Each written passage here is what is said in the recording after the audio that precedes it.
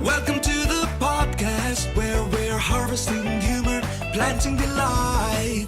Join us, Iona and Cammy. Let's have some fun. It's time for Fed by Farmers. Hello and welcome to the Fed by Farmers podcast with me, Cammy Wilson. And me, Iona Murray. If you're watching on YouTube, I actually wore this to cover this stain. What is it? I don't know, probably slivered my tea or something. It's quite big. The stain? Aye. But then I think I wiped it and smudged, and then it just became a disaster. Like, you spill something in your nice frock and you're like, oh, I'll just... Give it a wee dab. And then it looks like you've wet yourself. Yeah, so that's why I'm wearing this. Do you have a cup of tea every morning? Coffee, it was. Do you? Yeah, but that might have been my breakfast. Or it could have been last night's dinner, I can't remember. I've had this video on for so many days. I just noticed it and I was like... Well, or it could just be something for the farm, actually, does and stuff. I don't know, does and lambs yesterday. I just thought I'll put that on because it looks like a sliver. Anyway, thanks for joining us for your weekly intellectual chat with Fed by Farmers.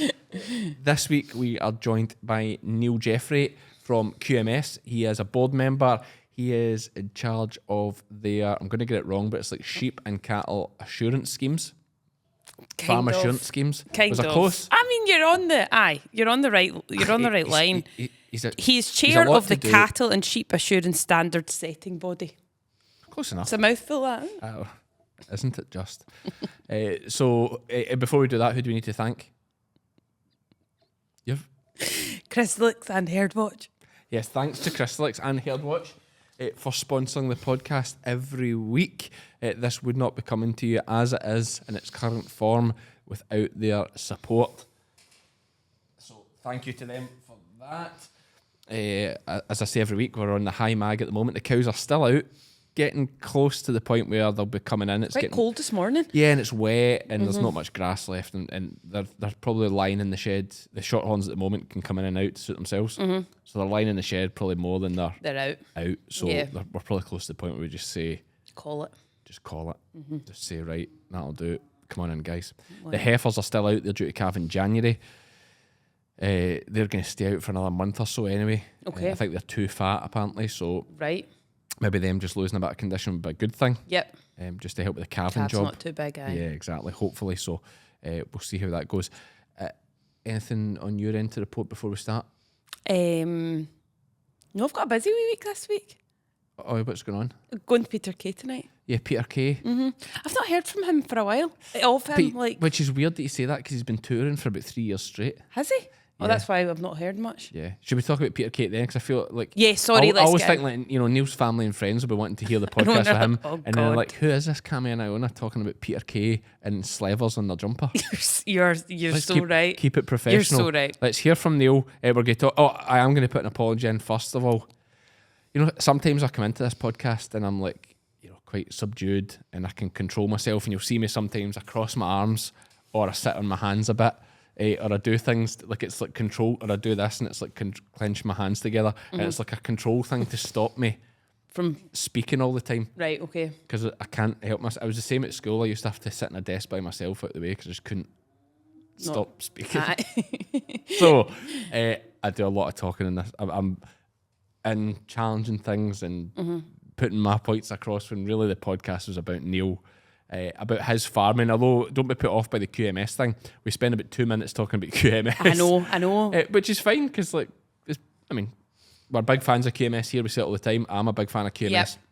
I mean, look at the price of beef and lamb. QMS must be doing amazing. Yep. And I'm a very big believer of we can't criticise them when the prices are poor and not give them credit when the prices are good. Yep. So absolute credit to QMS for whatever they're doing. You're doing it very well, so well done and great prices. So big QMS fans, we do a bit about the QMS and the changes. There's big changes to the farm assurance, not big changes, but good changes to the farm assurance scheme, making it easier. Usually it goes the other way and it makes things harder. So that's a good thing. But mostly we talk about Neil. He's a big time farmer. Yeah. 1,000 acres arable, finishes a heap of cattle, outdoor corrals, really interesting stuff. So mostly it's about farming. So we'll say that. So after my waffling's done now, you're about to hear me talk far too much. But here's Niall Jeffrey. And we're joined by Mr. Niall Jeffrey of QMS. Big fans of QMS here. Yes, Quality Beat Scotland. Yes, good on you. I was going to challenge you on that one there for a second, Iona, but you've got it nailed. Neil, what's your role at QMS? So I'm a board member at QMS. Have been for the last 4 years. So I sit on the board of directors. I'm not directly employed by them. I'm just a non-executive director on their board. So doing like longer term, like strategic kind of stuff. Yeah, but you're not employed, but obviously you get paid by them. Yeah, you get day rates for doing work for them. Yeah. Oh, so it's like being in the House of Lords. Just it's like a peerage. It's a QMS peerage you have. Yeah. Is it like? Yeah, I wish. I wish it was those rates. Topical right enough, because the news headline this morning was Michelle Moan from the House of Lords was getting her company. You maybe don't know this story, Iona, but basically, I actually am on the side of she's a scapegoat for the whole thing. But they fast-tracked. There was a fast-track system during COVID that if you had mates in the government, well, they would fast-track your company to produce PPE, and she promised like 20 million gowns, and the company wasn't even started yet, and all this kind of nonsense. Aye, it was a whole big thing. Yeah. Anyway, but they were all at it. It's just that I think it's just that she's the working class woman that shouldn't be there, and they've used her. Yeah, like an example. She still did take the orders without. Oh, she still deserves all the abuse, 100%, 100%. They actually deserve the jail, really, if you look at it. But like she's something like 100 odd million. Like you're talking about like 10 billion or something. Yeah, like, so it's small. There was loads of them at yeah. it. Anyway, that's that. Anyway, I'm not associated with the House of Lords. You have not fast-tracked any PPE? Yeah, I didn't get fast-tracked in any PPE. Okay, so we're publicly appointed, so we go through a public appointment process. But that's not a voting system. It is no, it's a public appointment, so it goes through government, interviewed by. It goes through. QMS is a non-departmental government body, but it still has to adhere to all the public body kind of rules. So this is like one of those. You apply, and then and actually there's been a round of recruitment just happened, and there's actually more recruitment happening next year for board members, and you go through a interview process, an application process, and then it's basically like that sort of appointment. But correct, you're not voted on by anyone. That was one of those situations where you explained it in so much detail. I still don't know what it means. You the same? No idea. Yeah, no idea. Yeah. And I'm giving it that. Yeah. It was actually like such a government thing. Like you just say so many words into things. That's that exactly at the it. end, I was like, oh, yeah. Oh, That makes sense. Yeah. No, and by the public of appointment, course, yeah. of course. Silly me. So I don't even know what I said. But it's not like Jim Fairley. I think it's like public servants that are interviewing you, or. Yeah. No, you're really testing me now. Yeah, so it'll be. Well, who interviewed you? It'll be. I was interviewed by Kate Rowell, who was chair of the board at the time. Someone else who was the chief vet at the time. Okay, so it's like a panel interview. Yeah, I think this time it was the head of Food Standards Scotland. It's a panel interview. You're quite right, and then it gets finally approved by the Minister for Agriculture or the Cabinet Secretary. Do they used to get a lot of panel? I was in the police before I did other things, and used to get panel interviews as the way they do promotions. And to be fair, it's the way they do. Even like when I went for the CID, I suppose there was 2 gaffers you had to interview. Did they make you do presentations or anything like that, or you had to. Questions? No, it was more. You have to provide scenarios where you would do. It wasn't a presentation. It wasn't like a Dragon's Den pitch. It's out the SOP for interviewing in modern day world, where it's give me a time that you've encountered diversity, and you've used fairness to deal with it. It's those kind of questions. It's those questions. Police was the same. I was on the other side of it. I was interviewer at the police house. Oh, were you? Because you were the gaffer, and it made me so nervous. Did you hate it? Yeah, I hated it. So, because they expect you to know I would be shaking before they came in. And honestly, Kate would be the same. So you and the one topic, Kate Rowell, who we've had on the podcast before. But I take it were you duty bound to ask questions, yes. Or could you ask anything? I could ask anything. Could ask anything. And we had to put the questions together before it, and then just checked it over. My manager would check that over. But did you have to ask like diversity questions and inclusivity and bullying in the workplace and all these kind of questions? Fairness. No. problem solving. Yes, we did. Definitely, there was a problem solving one. Did you ask them about their weakness? Yes, asked them about their weakness. And I've said this in the podcast before. Sorry, Neil, we love a tangent here. We're coming back round, don't worry. This is why they're 3 hours long. Always in that interview, if you get asked, what's your weakness? You say honesty. And when they say, I don't really think that's a weakness, you say, I don't give a shit what you think.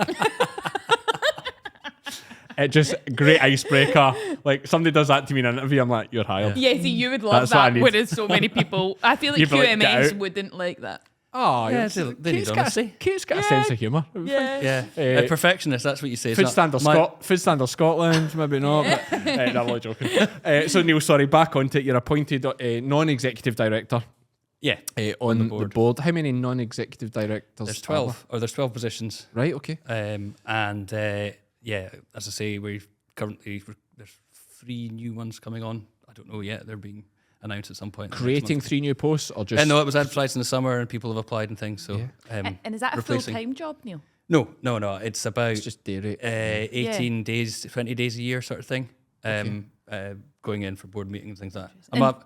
I'm a farmer by my day job. Yeah. Well, let's talk about that as well. So we've got your non-executive at QMS, and just for my own things, as non-executive means you're on this, you do panels and you do not employed. What's executive director? Is that a thing? So that would be if someone You're was employed. employed by the business, so Yes. like the chief executive Yes, of the organisation is okay. an executive director, or some organisations will have like chief. God, we're getting technical here. That's all like a right. chief financial officer would be maybe on an executive director on a board, or Okay. that sort of thing. Okay. Yeah. No, listen. There'll be people out there that have understand the words you've said. We are not 2 of them. I'm not joking, mate. I know a CFO and all that stuff. I've watched Billions on Amazon or whatever it is. All right. Very good show. No more tangents. You're not just sitting here though as a pen pusher. Not that anyone is. You're sitting here as a farmer. That's the farming world. You know yourself. People warm more. Yeah. To- No, I'm a to farmers. I'm a farmer by normally. Well, farmers don't like non-farmers telling them how they should be farming. Yeah, that's a bit. Yeah. Yeah, And then- that's fair. Like, that's fair. yeah, that's probably why we don't like Keir very much. But in terms of your policy and you know what you're doing, you have a farming background. Yes. What yeah. is that? So a mixed farmer, beef and arable through in East Lothian at Dunbar. We run about 400 hectares of arable and I don't know, about 1,000 hectares of hill sort of thing. Yeah. It's Big. just 1,000 hectares of hill. about that sort of thing. That'll be the same size as Crystalyx, if not more. I mean, a lot How of many it's acres is Crystalyx? It's a lot of it's just heather hill. But the cows, we run about 400, just over 400 Aberdeen Angus cross suckler cows, and then we've also got an arable business as well. Have you added 2 extra cows to that herd? I have, yeah. I actually did about 8. Oh, good. Yeah, So you've but I cancelled. did it out the wrong end though. I kept 8 older ones. I didn't put 8 new heifers in, and already I'm kind of like, oh, maybe that was a bit. But yeah, I've done my 2. The reference there, Iona, there's QMS have got a big push on just now to be like, 2 more cows. If every suckler herd can put on 2 more cows, we can get some way towards our target for red meat production. Oh, right. Okay. Right. So that was just to be. Thank you. Sorry. And were you born into that farm, Neil? Yeah, it's a family farm, so I've been involved for about 20 years. But yeah, my parents had it before me. My dad's still involved, but kind of just hangs around. You're all looking the well time. for 20, can I just say? But so your dad is still heavily involved, I take it. If you're, Yeah, are you the he's- main man? Who's the main man? I'm the main man. Yep. He is the retired part-time guy that happens to be there the whole time. Like all part-time or retired farmers. You'll never have heard Yeah. the thing I said about twice a boy, once a man. And an old boy said to me one day, and I've said this before in the podcast a while ago, and it went quite viral actually. He says to me, if you're lucky in your life, you'll be twice a boy and once a man. He says, I've been a boy, then I was the man and I was running the farm. And now my son's running the farm and I'm back to being the boy again, and I bloody love it. He says, and it was great. I just stand where I'm told. I help out when I'm told. I scrape up when he's scaped up. I go to the If my market. dad and did do. what he was told. But that do would be boys ama- do your boys do what they're told? no. Mine certainly don't. And do you have a family of your own? Yeah. I've got 3 kids. Oh, So, tremendous. 13, 11, 7. So yeah, keep us. You're busy. Like when you're not farming, you're doing family stuff, really, isn't it? Yeah. Basically. Are they keen on the farming? They've all kind of do bits and pieces. Yeah, there's no out and out kind of one that loves it and one that hates it, but they all like. I don't know. You get mixed up times between whether just they want to spend time with dad. Yeah. Yeah. And if you're going to do that, you're going to have to do that like Yeah. on a tractor or in the pickup or Yeah. whatever. Well, that was my whole upbringing. It was like, because sometimes I get a bit worried about, I've not taken the kids swimming, or I don't take the kids to X, Y, and Z. But when I think about my childhood, my dad never took me to anything. Like, if I wanted to work, I had to go out and work on the farm. But I think that's where my love for farming came from. Because, love working with my dad. Yeah. Working with my dad was farming. So the two went hand in hand. Yeah. Like, rather than being like, I don't need to go out and see my dad there, so why bother farming? I think sometimes we worry too much about having to do things with them. Yeah. When actually, if you just make the farming fun. There also is a lot else more is to do? things for kids to do these days. than- Serious. Yeah. Like 30 years A million ago, clubs it was and- like So many clubs. like there was a scouts or something locally, or like maybe was swimming lessons, but now it's like literally you can do anything you want from about age 5. Yeah. Yeah. 7 days a week. 7 you days could a have week. something. Yeah. So we're full into that. Like that's just Yeah. how it, like But Yeah. sports, I take it. Do they do sports? Yeah, sports. Love sports. Dancing. The girls do dancing. You know, like just everything. That's an expensive sport. They love that. Yeah, yeah, it is. Yeah, yeah, it is. At least rugby's like cheap as chips. Yeah, Any horse riding? bit of horse riding. That's a Sorry to hear that. yeah. You know, Stay positive. yeah, we'll keep off that one. They only live about 40 years, the horses. So, Oh god. the grandkids will get used to it. But I mean, 400 sucklers, you must have a full-time staff member then. Yeah. I've got 4 full-time guys at the moment. Aye. I've got one kind of full-time foreman who is just absolutely brilliant. I got a right-hand man who does everything and sorts out loads of stuff for me. So we actually only, that kind of coincided when I started with QMS actually. It was going to be away a bit more, 18, 20 days a year. So I was encouraging him to kind of start doing things, and he runs the day-to-day for me. And it is absolutely fantastic. Yeah. He's brilliant at it. He's better than I ever was. It's Yeah, one of so- those things, when you realize you're not actually the best person for certain jobs, and it takes you to appoint someone else, and they start doing the job, and you're like, oh, actually, you're better at this than me. Yeah. Like, why have I not done this before? But some would say it takes I don't know if intelligence is the right word. Well, intelligent, but also it takes a good man to admit. Oh, absolutely. Yeah. My dad used to always say a good man knows his limitations.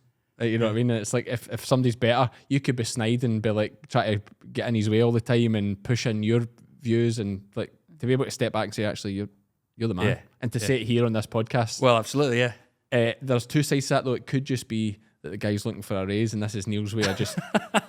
So, mate, never mind that. I said how great you were on the podcast. Do you know what I mean? That's worth way more than money. That is. Aye, exactly. That's worth way more than. Or Reputation it is so. backfires and he hears how much you like him. He's like, no, you've not told me that.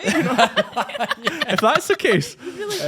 So what's your other men that you have working for you? I've got a young guy. Actually, you met, I think, at an award ceremony at the Apprentice Awards a few years ago. Was that Lantra? Lantra Award ceremony. He was up for one of the Apprentices of the Year. I can't remember the category. So Yes. he was a joint winner of that. Good. So he started with us 3 or 4 years ago As an apprentice? as an apprentice. Oh, brilliant. And, And that's the agricultural apprentice scheme? that's the modern apprenticeship scheme. Yeah. So and you go to college every 6 months or something? Or every... his was like a day in the college, probably once a month through the winter. Okay. And then maybe some like field trip days things as Yep. well. And that's been through, it was Borders College, but he started with us completely out with farming. He worked in a restaurant, and actually on the farm that he worked on as a diversified restaurant, so they had a bit of farming. So he worked with him for 6 months, that farmer, but he didn't really have enough livestock work and things to keep him on. Yep. And he came to us, helped at calving one time, and then basically never went back. Yeah. Stayed with us and still works sometimes for the other guy. But fantastic modern apprentice. He's now into one of the houses on the farm and seems quite settled into it. So and then I've got another modern apprentice, which is pre-apprentice, which is he's been with us since February, and I think he's going to go to New Zealand in about a month or so, because I got a phone call from a New Zealander last night asking for a reference. Okay. Is he not said to you yet? He did say he did mention it, sounded like last week or something. Yeah. But that's another scheme that that's actually through the machinery ring. They did 2 weeks training, and then they spend 6 months placement farm. He finished his placement in August, but I've kept him on because he's a good kid. Yeah. And I've also got another full-time guy who's been with us for I don't know, 8 years, Yeah, 9 okay. years now. So And are they mixing between the arable and Yeah. the cattle? yes, I mean, 400 sucklers is big. I mean, what is the average suckler herd in Scotland? I don't know that. Okay.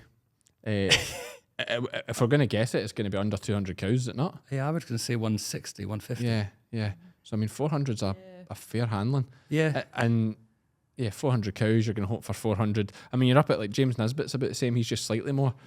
I mean, and he's about the same kind of 3-4 staff working with him.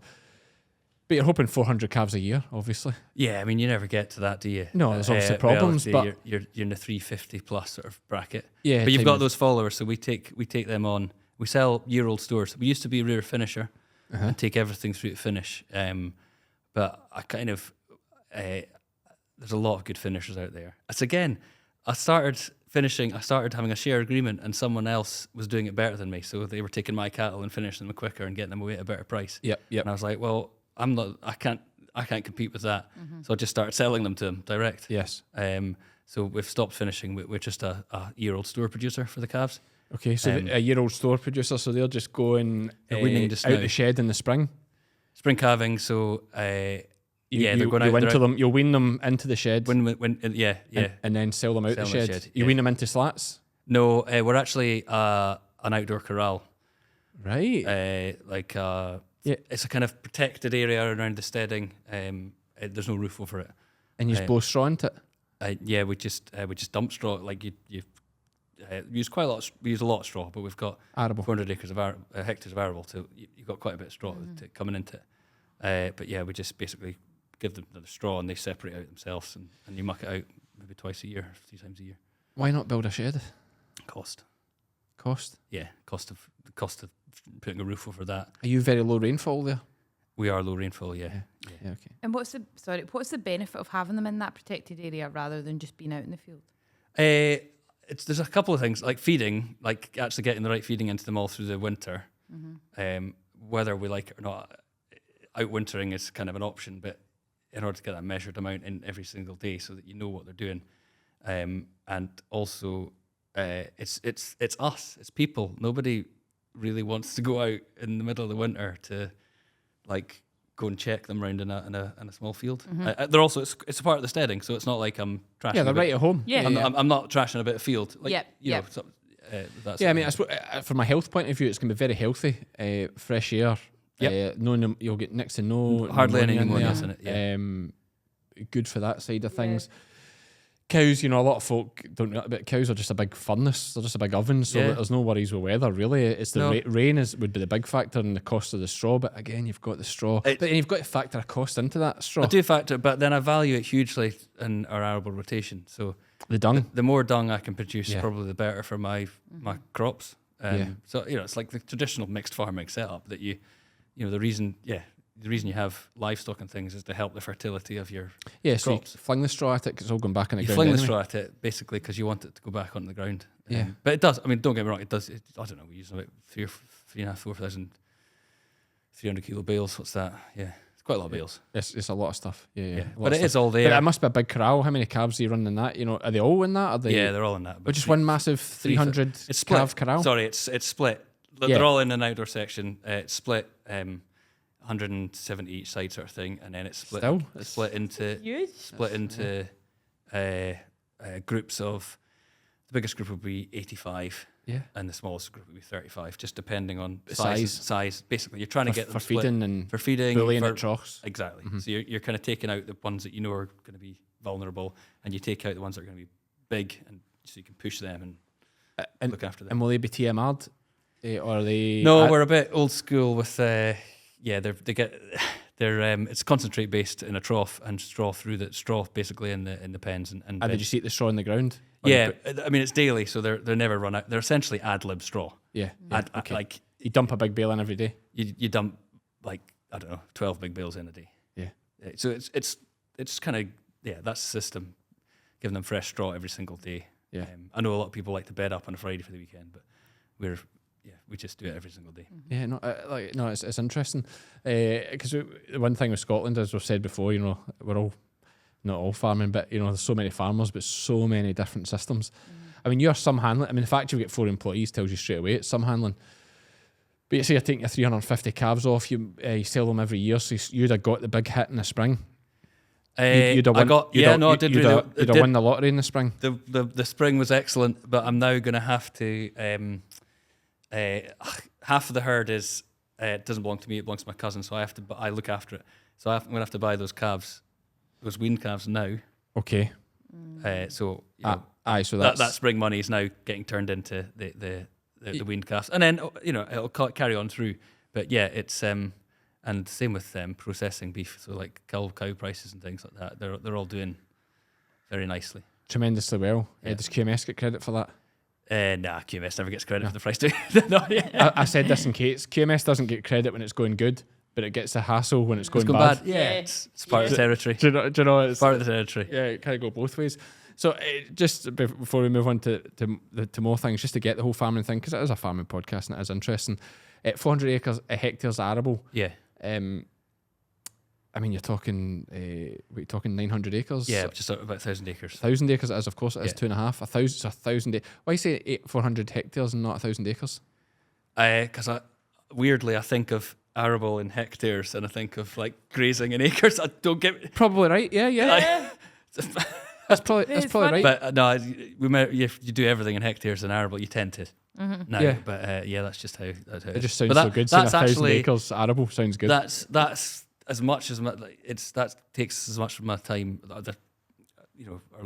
our workforce time up as the beef does. Of course, but it's really seasonal. 1,000 acres is it's seasonal though. It's seasonal. So we've just literally last week taken off all our boiler suits, or like our tractor. All the fence boiler suits are off. Come on now. And packed away and washed up all our seed drills and stuff like that, and the harvester and all that, combine and all that, and tucked it away nice in the shed. Yep. And everyone this week is away weaning calves. And the calves are watching the machinery go in the shed for the winter while they're standing in the piss and rain. Yeah. Watching the combine get backed in. Like, what a day. But right, okay. So I mean, the big chat this year, and we should cover it, is the prices. You have cattle though. Talk me through the crops you're producing, because you can't all be one species. So we're combining our crops mainly. We're not potatoes or veg or that. Right. So we're wheat, winter barley, spring barley, oilseed rape, and beans. It's kind of a various rotation, and we do a cover crop as well, which we graze sheep across. And it's a bit depressing, like prices wise, mainly because of the worldwide market. But the big story, I suppose, this harvest time was the malting barley. I suppose problem in that for a lot of farmers they'd missed the spec. They missed the spec of their malting contracts, and therefore, there's a downside to the market. So it's only valued as feed as opposed to malting. Yeah. And for people, malting is for whiskey. Malting's for whiskey. A lot of the wheat is distilling, which is also for whiskey. Okay. In Scotland, the majority of the wheat produced in Scotland goes to distilling. Right. Malting, the barley is mainly for malting, and the difference between a malting price and a feed price is probably about £30 or £40 a tonne. Right. And what is barley a tonne just now? Malting barley came out at about 175, and I think feed barley you're talking about 140 probably. Okay. And what's the cost of production on a tonne of barley? Cost of production depends a tonne on of barley, yield, I suppose. But this year, depends on the yield. For you, probably about £130 a tonne. Is it? So you're getting. It's costing you £130 a tonne on some of the winter barley stuff like that. It's costing you about £125, £130 a tonne, all in. Like so so it is marginal, but so is all farming. Yeah. How many tonnes to the acre? I'm trying to do the maths in my head. Yeah. We're about hectares. 6. Yes.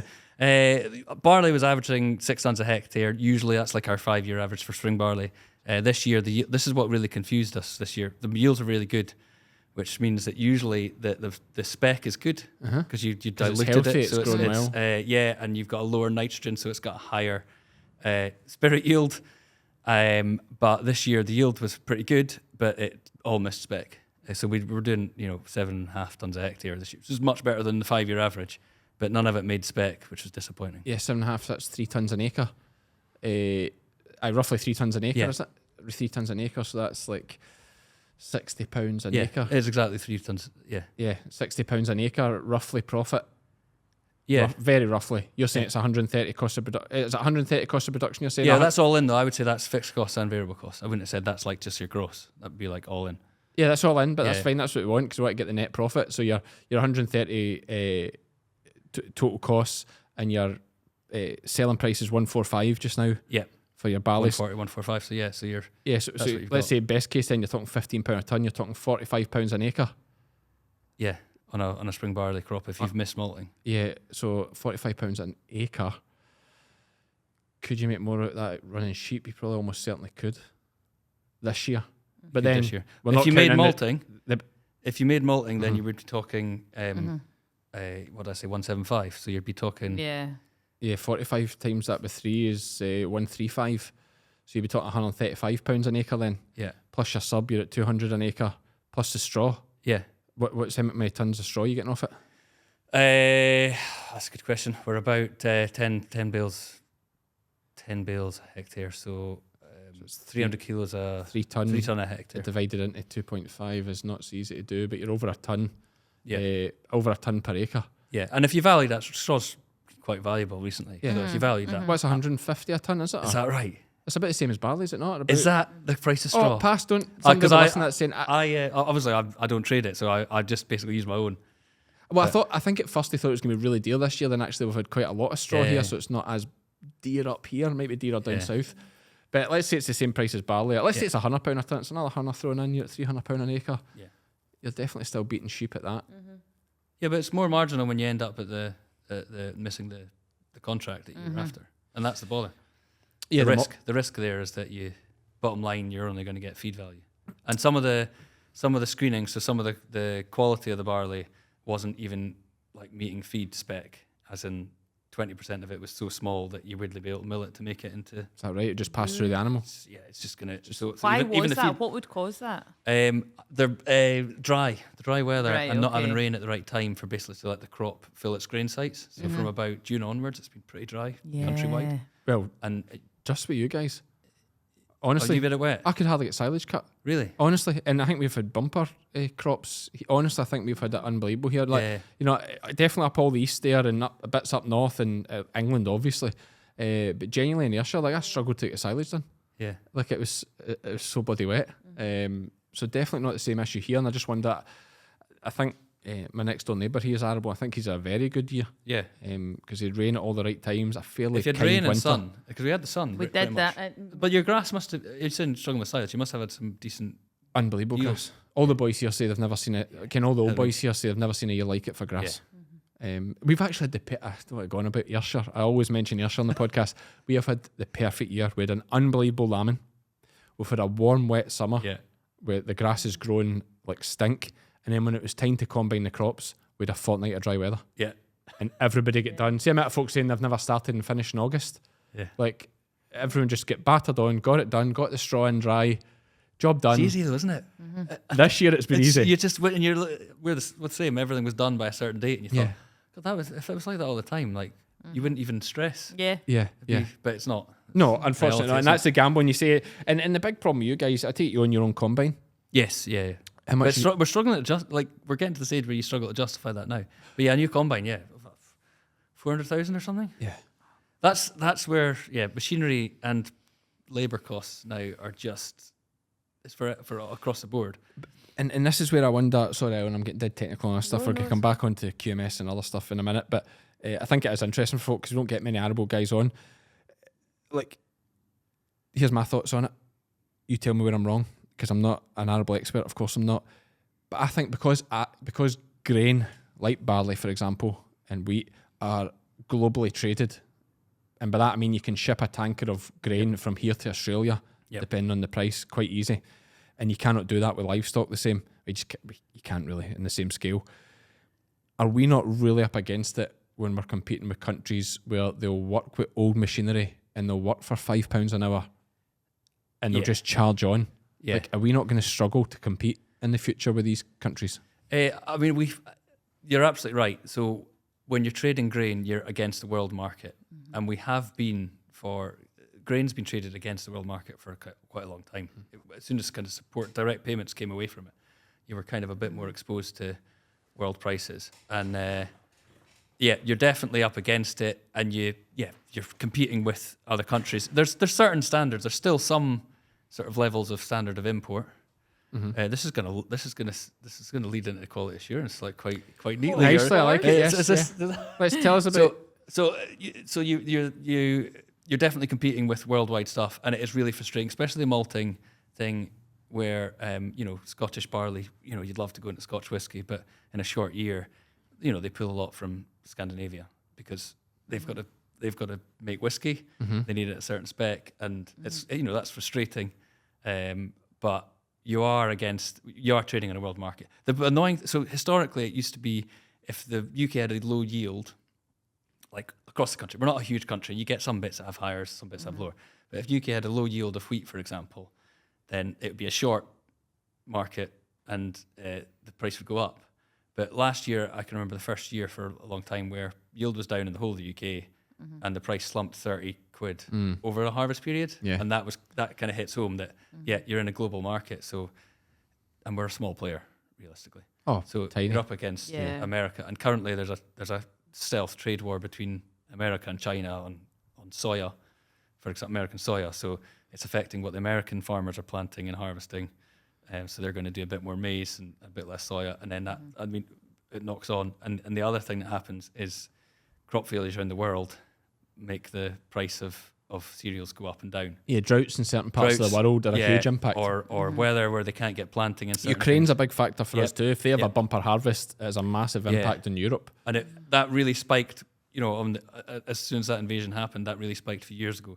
But eventually because there was a barrier to market instantly for wheat, but that has found its way to markets. I'm led to believe there is a certain agreement between Ukraine and Russia, something about getting so that grain out. Initial shock. That there is less obviously of it, and it's still obviously a terrible situation, but that is finding its way into the market, so it's not quite as short worldwide. But it is one of those things you're against the world. And what about there'll be sprays and things that can be used in, let's not name any countries, but some of these other countries will be sprays and stuff that can use there, but then we can buy that grain here. I think you're all right, Europe. Like obviously you're pretty safe, Europe. There's a lot of it's not necessarily raw products, not like wheat in from America and Canada and South America, but you quite often get the soya and sort of thing. But there is definitely higher standard and more regulation, definitely in Europe and within the UK as well. And is that not handicapping us?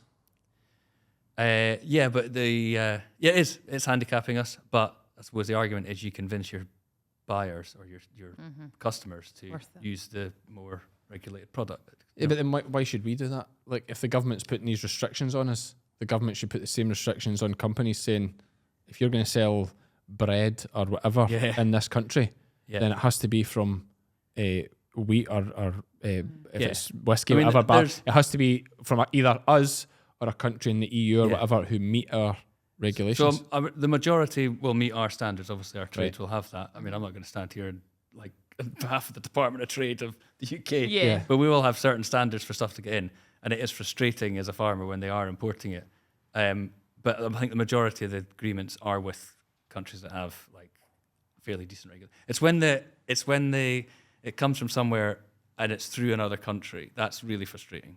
Yes. So they put the seal of approval on it through the other country, but it's not place of origin. It's come through to get the seal of approval to then come on, and that.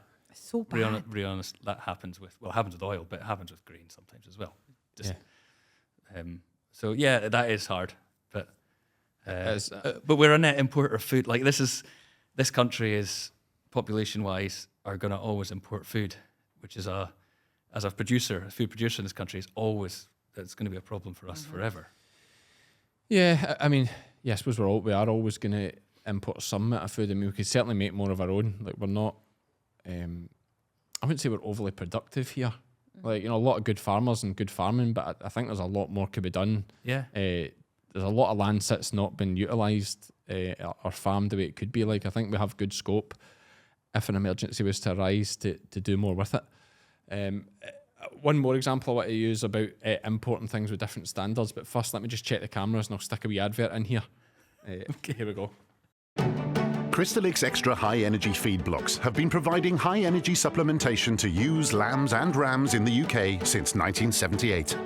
Packed full of protein, vitamins, minerals and trace elements, Crystalyx Extra High Energy has been proven to increase live lamb numbers and improve lamb daily live weight gain at a cost of only 4 to 7 pence per ewe per day.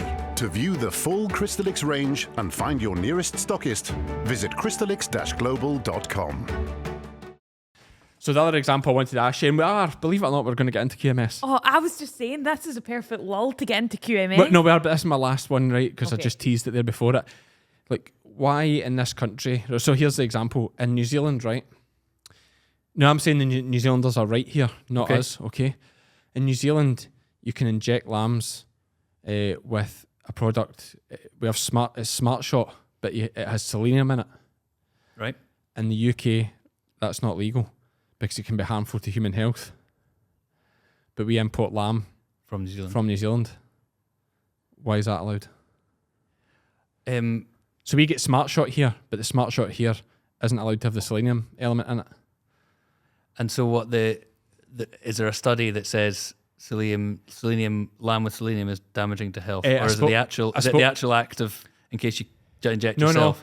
No, it's so my mate Kaz, who's a vet, Right. he's actually doing a wee bit of work to try and get this changed, I Right. believe, because it's ridiculous. But the argument is, apparently, the study, if you ate the injection site something like 10 days in a row, if you ate that bit of meat from the... So the New Zealanders are right, by the way. We're wrong. Yeah. But it's an example of why are we allowed to bring that in? If we are saying that our farmers can't do it... Yeah, I see what you mean. Yeah. Like, because it'd be great for our lambs here, a wee done to the selenium with Smart Shot, 6-month thing, great product. Yeah. You know... If we're saying it's why are we can't do it, disadvantaged? Yeah, I mean, why are we disadvantaged? Exactly. I mean, it would be amazing if farming could stand here and farmers could stand there and dictate the import rules, couldn't it? Well, I think it'd be terrible actually. But from a farming point of view, I think it'd be terrible for because you know what farmers are like. It'd just be like, no, there's nothing coming here. Like, you know. But the I'm saying the New Zealanders are right. Yeah, and that we're wrong. But there must be some. I mean, we have really high food safety standards in this country, like we always have, and Europe as well. And it's been part of the way we've protected when we were part of Europe from world imports. But that does seem as a disadvantage. But it will be some like in all honesty, it'll be some technicality that they're like, we don't like. We'll it'll be fine. We'll allow that, but not this or something else. It'll be something that they're allowed. Another example of ridiculousness. We're just chatting here. Is you can sell raw milk in England, but not in Scotland. What's that's to do with pasteurisation? Salmonella or something? Is it not? Is that not the worry about, or something to do with? You can sell it raw. Out the cow in England, but not in Scotland. And is that Food Standards Scotland's got a slightly different rule, or is it? We do have a separate legal. Yeah, it's definitely a Scotland-England thing. Yeah, we have a separate legal. Lizzie's brother sells raw organic goat's milk. Yeah, but you couldn't sell that here. Well, because it's raw. It has to be homogenised or at the Pasteurised. very minimum, pasteurised at the very minimum. Whereas down there they can sell it raw, which that's an internal market. Like I don't know. That's what I mean. That's that is. Yeah, so I don't know. But you can understand why the public and farmers looking at this is going, It's mental. well, who's right and who's wrong? Are they all just talking nonsense? Like, you know, because you'd argue we're the same kind of scientists and the same kind of science. You would argue between Scotland and That's England. got to be a Scottish law. I know our scientists are better. I'm not arguing that. You know, especially Ayrshire ones. You know, we've spoke about that. But it's a weird one, eh? Yep. One for somebody in the comments to tell us about. On you go. Sorry, that's me. It's basically all about me so far. How did you get into QMS? When did that start? What was your route? 4 years ago, I was involved in their industry development work. A while ago. What is that? They're running the Monitor Farm Scotland program. Yeah. So even before Monitor Farms, they have a kind of industry development department that go out and basically try and help industry do things best, basically improving efficiency in the industry and within the industry. And everyone was kind of like, oh well, lots of other people do that.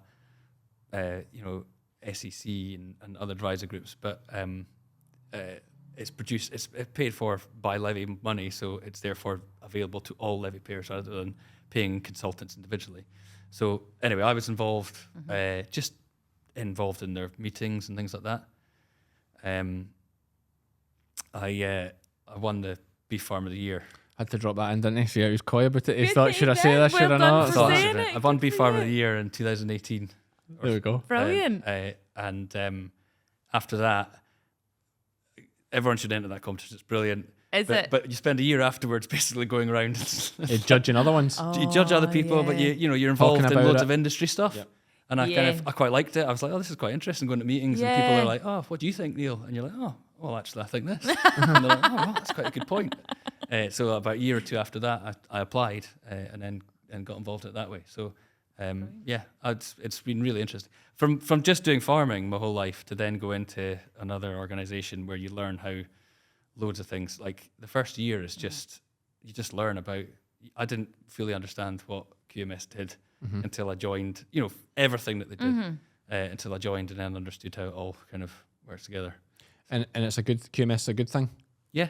I think levy body.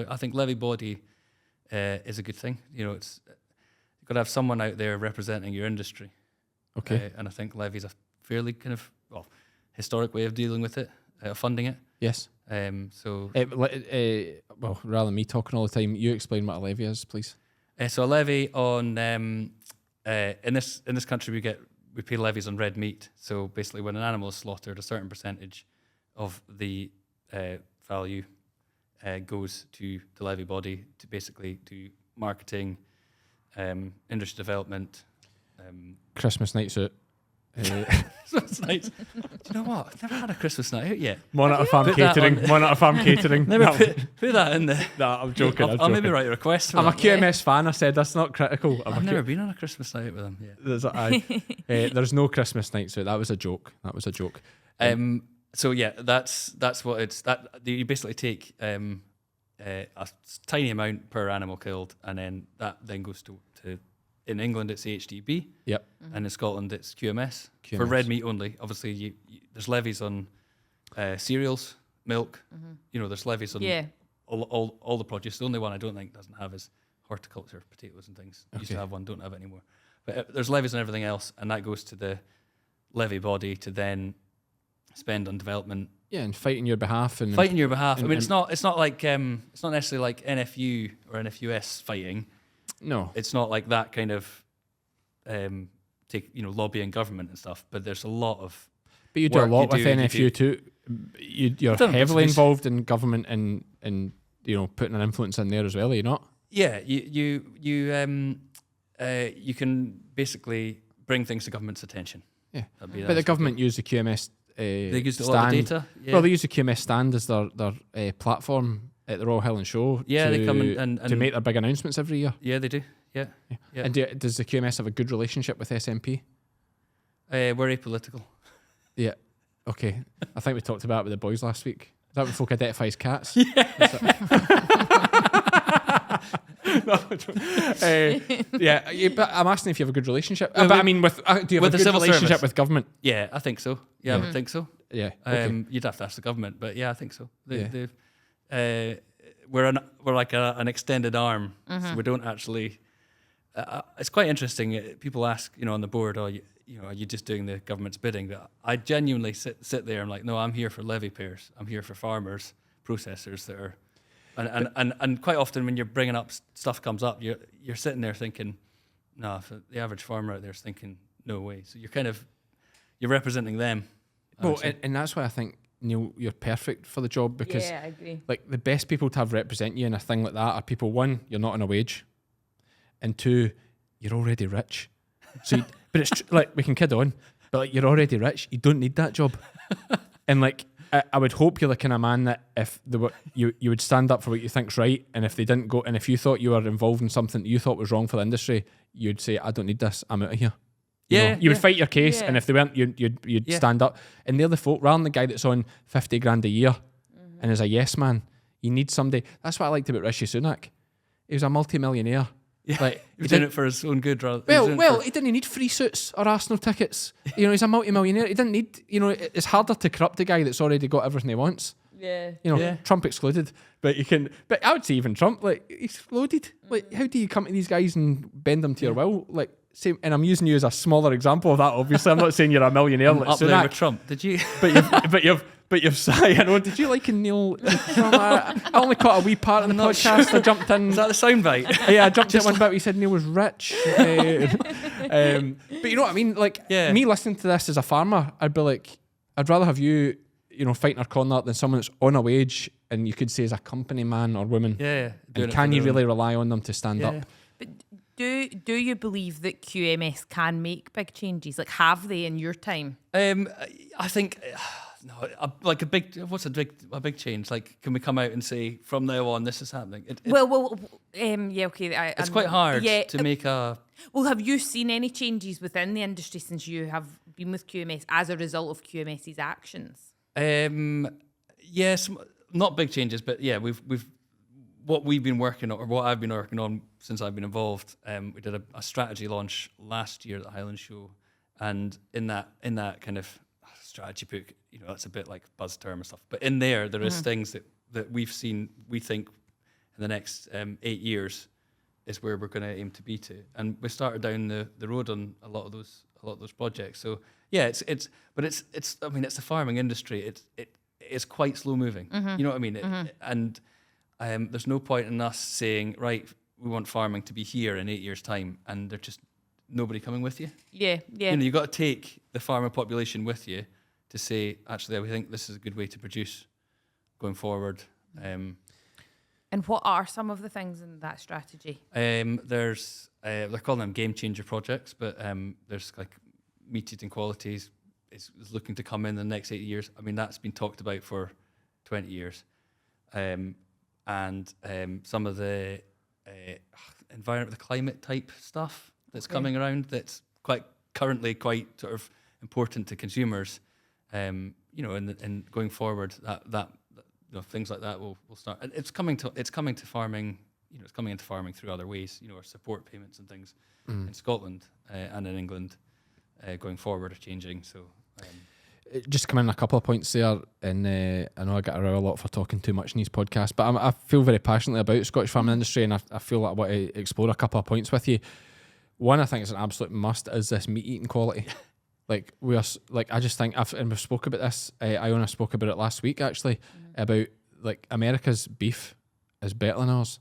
Like, it's tastier. It's I more didn't say that. No, well, any I've had, like, because and I believe I watched an input. I think it was by Dan Gilmer at the NFU conference.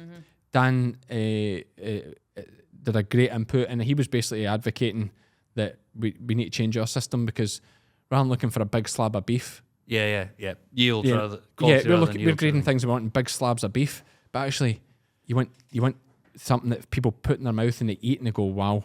Yeah. It's like, how often do you order a steak, right, and it's not as good as you think it's going to be? Yeah, occasionally, but I know what you mean. Like, you're building it up in your head. Maybe like not in a fancy restaurant, but particularly ones you bought out the shop or whatever at home. Yeah. Like, I know cooking's an impact in that, but like, there's a reason, I think, why America is so big on the Angus Hereford back and forth. Angus and what breeds are you? You're Angus and what? Hereford. There we go. QMS guy's got his ideas right. But there's a reason for that. Like, why do you choose those breeds? I choose them for easy management, like labor efficiency, or basically, I don't want to have to calve a cow. Yeah. And historically, we were choosing Angus's because it was quite a success story from about mid-90s onwards worldwide. Angus breed was up there. Plus, there's that black cow premium as well. Still, Angus commands a premium because it's Angus. Yeah.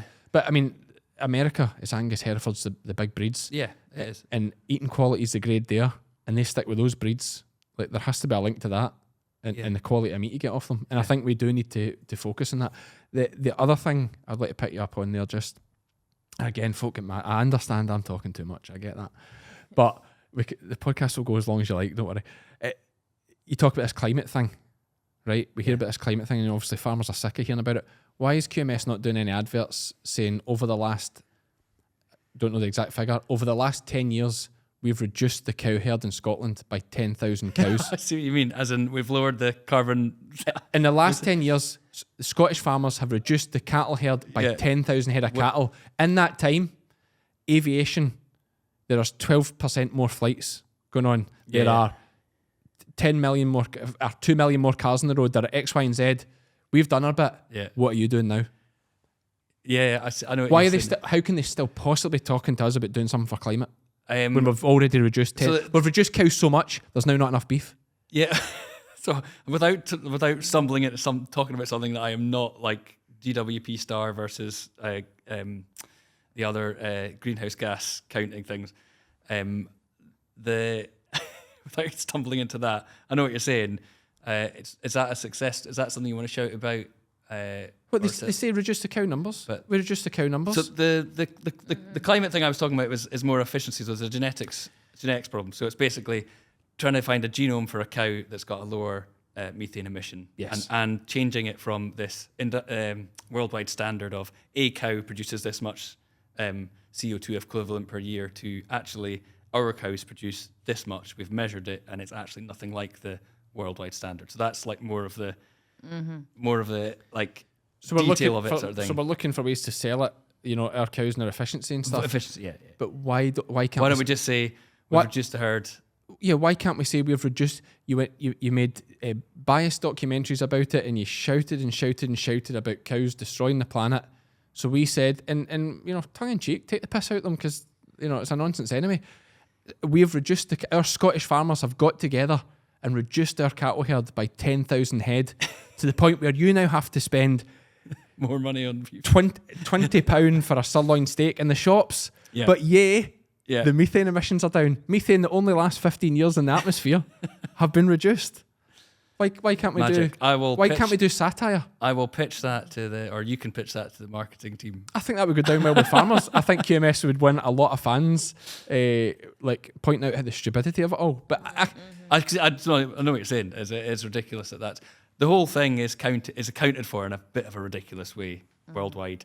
A car produces this, a cow produces this. Yeah, but a car produces CO2, carbon dioxide. But a cow produces methane. But methane is like 100 times more. I accept methane. But it disappears after 8 years. But the argument is there's no more methane. And there's less methane than there was previously. Yes, because you know, as a cow, if a cow lives 15 years, when she dies, the methane she initially produced is disappearing out the atmosphere. Yeah. And it just goes round and round like this. That's, to me, honestly, that's the biggest thing when I'm speaking to like members of the public about the emissions thing, is that I'm always sort of saying, like, we're feeding cows like vegetable-based stuff, grass and things like that the carbon is taken out of the atmosphere, and the animal then absorbs that, and it's released. It's a cycle. It goes round and round and round. We haven't gone to the North Sea and dug up oil or coal to feed to the cow that's only going one way. Do you know what I mean? Yeah, 100%. So I like that concept of the carbon cycle is lost. So many, especially when it's all emissions based, isn't it? But there is also another project. I can drop another one in there. So go on. The carbon. I can't remember the name of it now. The carbon accounting project that we're doing through HDB are doing it and QMS are doing it. I'm going to remember. It'll come back to me. Where they're doing soil testing. John Gillen's in charge of it. Have you come across John? I don't think so. No. So he's doing a project to test the sequestration of carbon and actually get results of the sequestration of carbon from livestock production on farm. So there's 30 farms in Scotland, I think, contributing to that project, and that's going to be really good. Aye. I'm going to have to try and remember the name of that. It'll come back. Well, it sounded like CAP was the abbreviation, so CAP. Yeah, we've already got CAP. Sequestration, I can't remember the name of it. It's a lot of more good stuff, and of some a very tongue in cheek there. Although I do. If I was in charge of QMS, I would run with you it. You should apply. Well, I don't know if I'd fit in too well when I have to stick by rules. But then one thing I think a lot of these public bodies and politicians are missing is actually the most popular folk in the world and the folk getting on the best are the ones that are working outside the box a bit. Yeah. You know, and we speak about Trump and you can say what you like about him, but folk love him for giving an answer and for saying what he really thinks. When you're in a world of people who, you know, I watched Rachel Reeves been asked 8 times by Nick Ferrari, I think it was the other day, if she was going to increase VAT in the budget. And she just went round and round and round. She just could not say yes. Like, so it's obvious the answer is yes. Yeah. Or certainly likely it's yes. There's a ridiculous dance in, I suppose, media journalism now and politicians that it's like, what's the point? Like, and that's what folk are sick about. Like, what's the point in asking? Or what's the point in, you know what the answer's going to be? But that is where Farage is doing well enough. He just gives an answer. We'll deport them. You know, we'll do this, we'll do that. Trump, he just gives an answer. Do you know what I mean? Like, he'll say, we may bomb Iran, we may not, you don't know. You know, I'm not saying we won't, we might, you know, but he just says yes. And then worries about the consequences later. But he wins people over because they just see that soundbite and they're like, there's a guy that gives an answer. You know. But anyway, another tangent. Neil, do you know why you're actually here? Why I'm actually here? To tell us about the changes to farm assurance. Yeah. The girls in the office phoned and said, Cammy, listen, we listened to you on the podcast. We appreciate you saying nice things about QMS because I'm absolutely a fan of QMS. Can I just say? I absolutely am. I'm a fan of QMS, really am. But I'm not a fan of farm assurance. There's changes coming to it. What is farm assurance, first of all? So farm assurance, actually, it started in Scotland, believe it or not. We invented it in the 1990, early 90s. Not all of our things are good. Our inventions are good. Under a SPI, it was called. It was a pig industry. So anyway, farm assurance is basically, it's like all assurance or quality assurance. It is providing a plan of or meeting a certain level of standards of production to meet a kind of scheme or whatever, so that the customer knows that something's gone through a series of standards, a series of checks to be produced. It's not quality control, that's different. That's like you check, that's like an actual practical thing where like that's a defect. Assurance is more like the plan of putting things together in a standard to then standards together in production to reassure the customer that it's quality. It is what it is what it says. Yep. All good. But we don't have to be farm assured in this country. No, it's a completely voluntary thing, farm assurance. You don't have to be. It's voluntary at the moment. There's various schemes around there. Like for red meat in Scotland, there's obviously the QMS schemes to produce Scotch beef or Scotch lamb. There's also a pig one to produce specially selected pork. But in England, there is a red tractor scheme. There's a red tractor scheme for milk, but there's also other ones. There's like organic. Organic certified is an assurance scheme, and there's even like 2 or 3 different organic ones. And leaf, that's another assurance scheme, the environmental one. Can I sell my cattle if I'm not farm assured? Can I sell them to slaughter? Can I send them to slaughter if I'm not farm assured? Yes, but I can't. They couldn't be in the Scotch beef scheme. Okay. So yeah, absolutely. Like the assurance is still a voluntary thing in the UK, so you don't have to be assured to produce livestock or produce. I mean, we'll be talking like red meat here, sort of thing. Yeah, we're going to talk mainly red meat. Although I have spoken to somebody recently who's like sick of the regulations for arable, but I don't actually know what the regulations for arable. I mean, one thing I think is this. You tell me if this is farm assurance or this is Scottish government. It's maybe Scottish government, but like set aside. Like set aside's a disgrace. Yeah, that's not farm assurance, but that's a government thing. Government thing. But you have to do that for your subsidy. Yeah, for your support programs. Yeah. But like, what's good about set aside? Set aside, that happened like 1992. You haven't had compulsory set aside for like 15, 20 years, but you do have to do greening in arable, which can be. You can do that. One of the options is fallow. It's fallow, which is like the old set aside. But it's it's to meet environmental credentials, so that I think it's 30%, 20% of your area has to be greening, and that's for support payments. Yeah, that's nothing to do with farm insurance. But for, what we were talking about there, so like 20%, greening. Okay, it could be in grass, but for arable, say you could leave it in fallow, so like sitting doing nothing for a year, when it could be producing food. Yeah.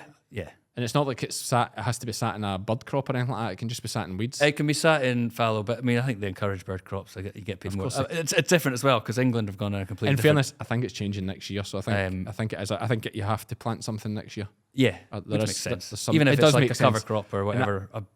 Partly why I'm picking up is because it is ridiculous that a field just sits in weeds rather. Yeah, I mean, it's sort of was the story with it, wasn't it? Like why are we not using it for food production?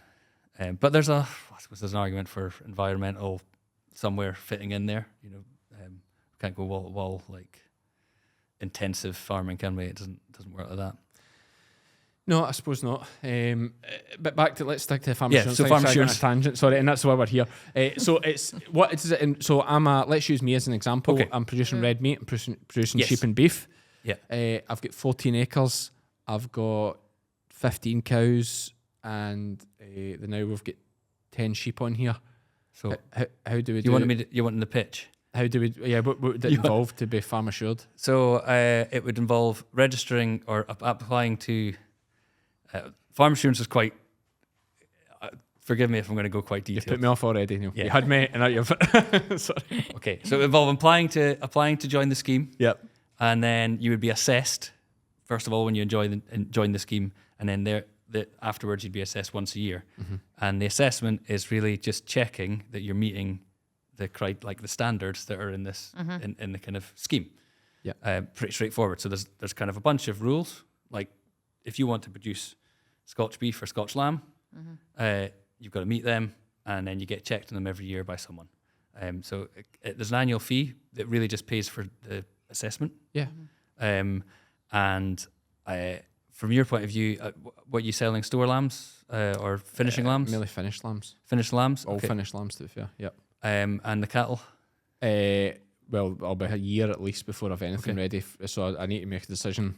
Yep. So from your point of view, obviously selling finished lambs, unassured versus assured, there's not much of a price difference, but you will have access to more markets. So there'll be more buyers available to buy assured produce. A lot of the co-op schemes that will buy will want you assured, and also for end user, a lot of the supermarket buyers want quality assured product. So I don't know. I'm not sure where you're getting them weighted just now. It might just go to your market, Yeah. just or Stirling or whatever, and just whatever I get, I get. But we do get to use a vet assurance number.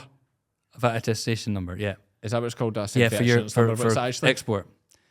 It must be for export. Yeah, Yeah, the so- vet has to come and sign a thing. Yep. That says you're working with the vet and Yep. you get your medicines there, and they know So you're on a if you were health plan. assured, you wouldn't need that, because part of your assurance would be a vet kind of plan with the vet anyway.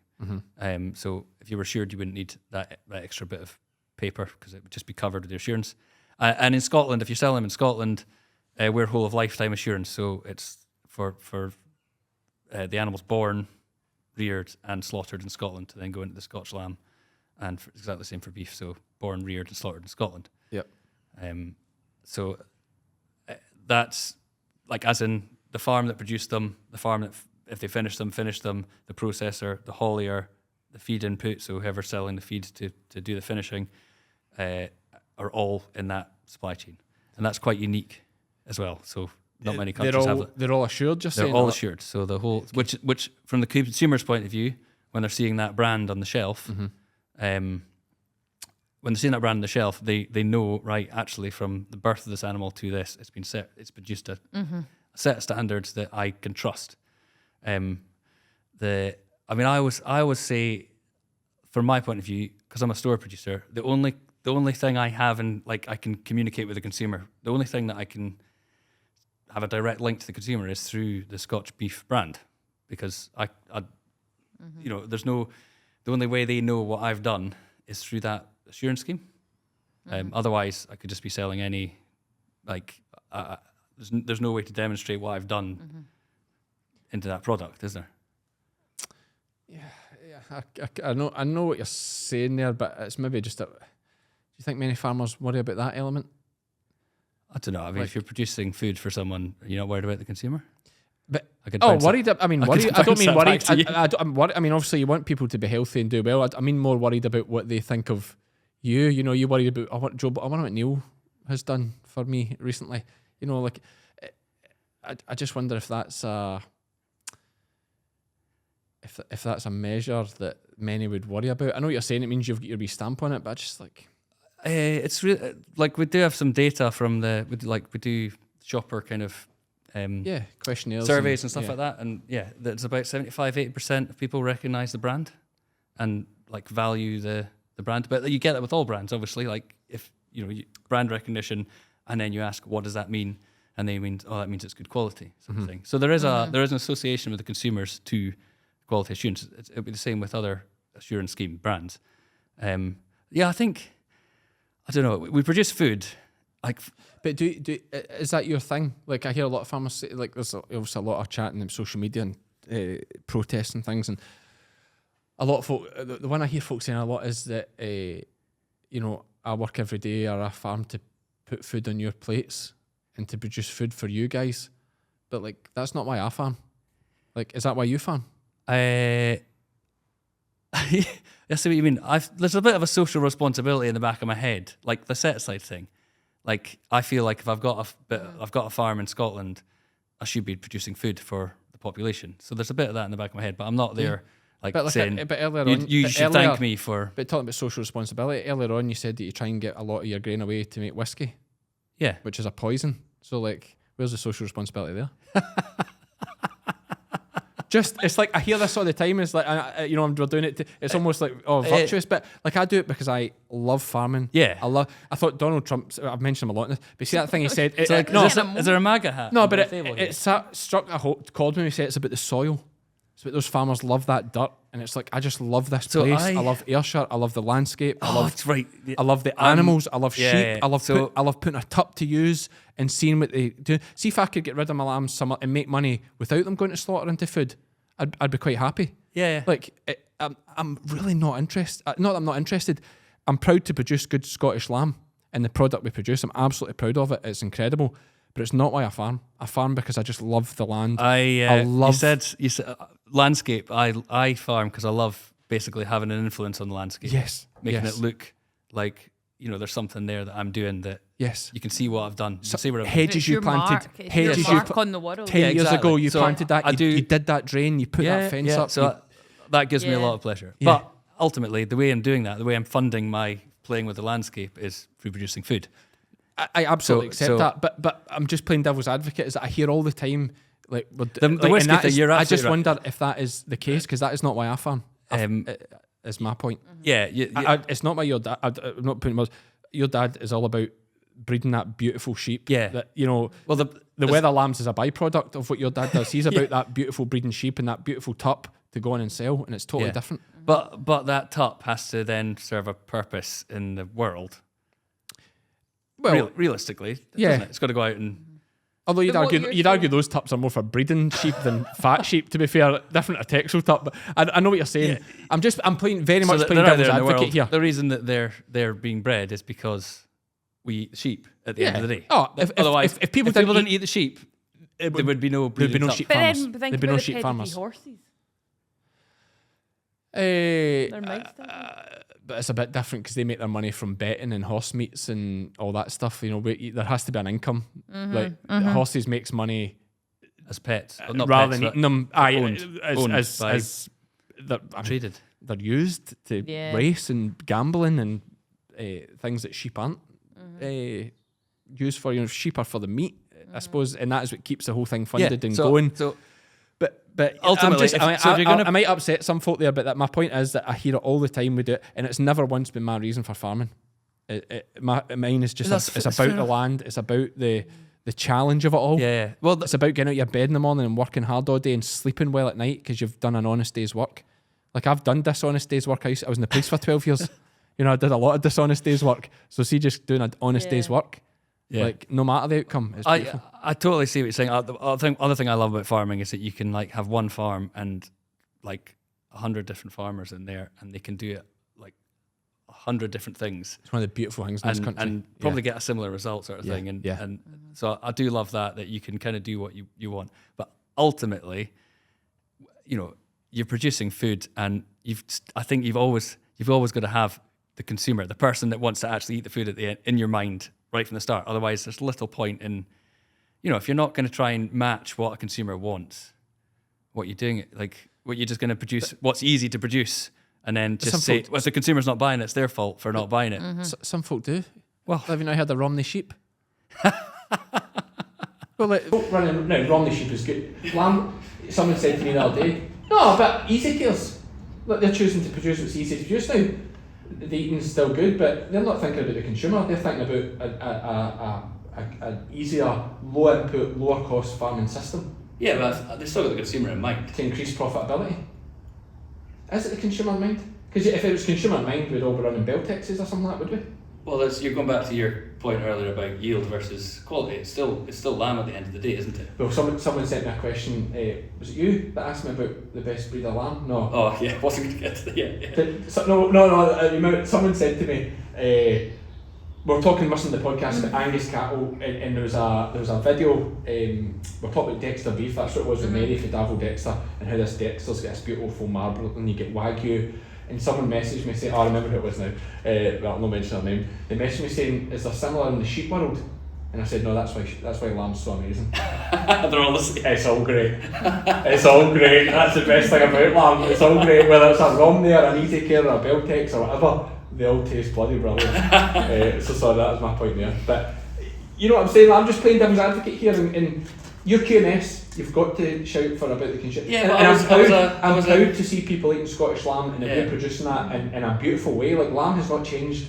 It's changed slightly, but the principle of lamb has not changed for thousands of years. They graze out in the grass, they have their lambs, you know, they might be an extra medicine or two they get now, but the principle stayed the same. It's a beautiful thing. Yeah, but it's only there because people are eating it. 100%. We need the the whole thing to be done. I'm not knocking the consumer. That's not what I'm saying. What I'm saying is I don't do it for the consumer. Yeah. I do it for my own mental health and for my love of the job and wanting to be a farmer. If I could do it some other way that it didn't go into the food chain, I'd be happy enough for that too. I wouldn't be upset that nobody's eating That's it. not the be all and end all for why you're doing it. Do you know what I love, Iona? All my livestock on one simple app. Hi, Cammy. Next you'll be telling me your cows can send emails. Well, they can't do that yet. But with HerdWatch, managing livestock is easy. One app, all your cattle and sheep compliance records, medicine tracking and more right there in your pocket. Tired of paperwork piling up like muck in the parlour? Sick of chasing scraps of paper when you'd rather be chasing sheep? Then you need HerdWatch. HerdWatch lets you register calves before you've even wiped the afterbirth off your boots. I preferred it when it said feet.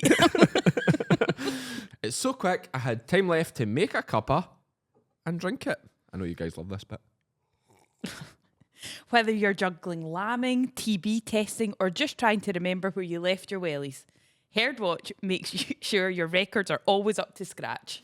Over 22,000 farmers across the UK and Ireland can't all be wrong.